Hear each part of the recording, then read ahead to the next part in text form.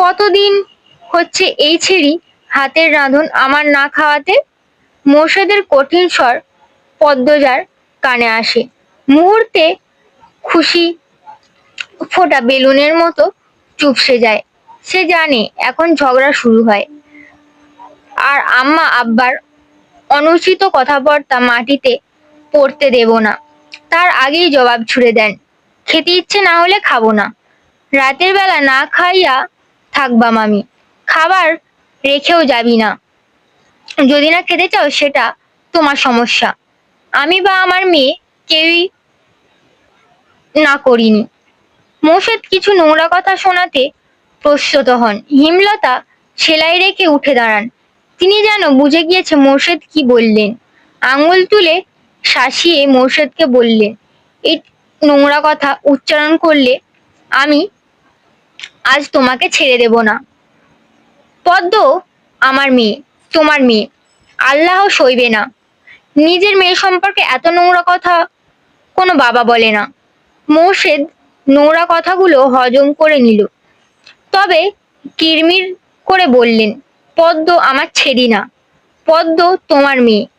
আর একটা কথাও না, বাড়িতে অনেক মানুষ, নিজের বিবৃত রূপ লুকিয়ে রাখ।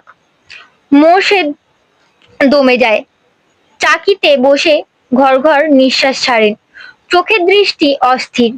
পদ্মজার জন্মের পর থেকেই হিমলতা রূপ পাল্টে গেছে। কিছুতেই এই নারীর সাথে পারা যায় না। অথচ একসময় কত মেরেছেন হিমলতা। হিমলতার পিঠে উড়ুতে ঘরে এখনো মারের দাগ আছে। সময় কোনো জাদু বলে হিমলতাকে পাল্টে দিল। জানা নেই মোর্শেদের। রাতের একটা শুট করে সবাই বিশ্রাম নিচ্ছিল। চিত্রা তখন কথায় কথায় জানালো, লহরী ঘরে গিয়েছিলাম মগা, যে মেয়েটার কথা বলেছিলে তাকে দেখতে।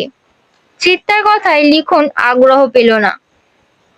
চিত্রা কখনো কোনো মেয়ের প্রশংসা করে না, খুঁত খোঁজে বের করে, ভালো জানে নিজেকে খুঁতহীন সেরা সুন্দরী মনে করে।